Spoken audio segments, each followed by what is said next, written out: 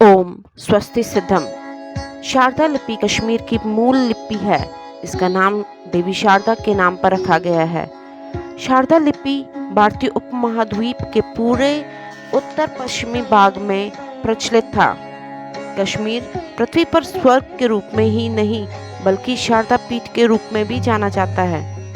शारदा एक प्रारंभिक भारतीय लिपि है जो प्राचीन ब्राह्मी को भारतीय उपमहाद्वीप की आधुनिक भाषाओं से जोड़ता है। शारदा शिलालेख द्रास, गिलगित और बाल्टिस्तान तक पाए गए हैं।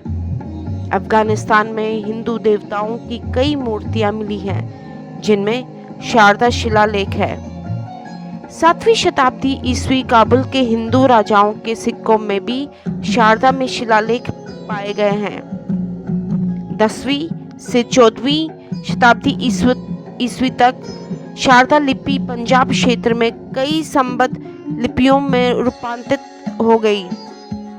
16वीं शताब्दी की शुरुआत में गुरु अंगद देव ने गुरुमुखी वर्णमाला को तैयार करने के लिए शारदा लिपि को इसके स्थानीय रूपों के साथ अनुकूलित किया। जम्मू और हिमाचल की पहाड़ियों में शारदा को टकरी लिपि में रूपांतरित किया गया।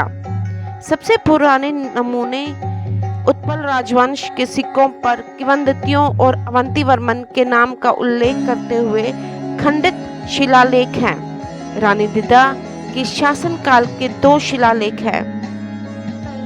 कश्मीर में शारदा को कश्मीरी भाषा लिखने के लिए मानक लिपि के रूप में अपनाया गया था।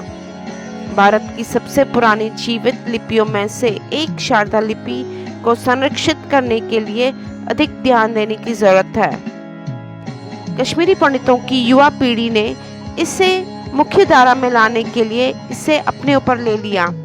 कौर शारदा और उसके स्वयं सेवकों ने शारदा लिपि को जनता तक पहुंचा रहे हैं। आइए हम सब मिलकर इस प्राचीन लिपि को सीखें और सिखाएंगे। जय मां शारदे।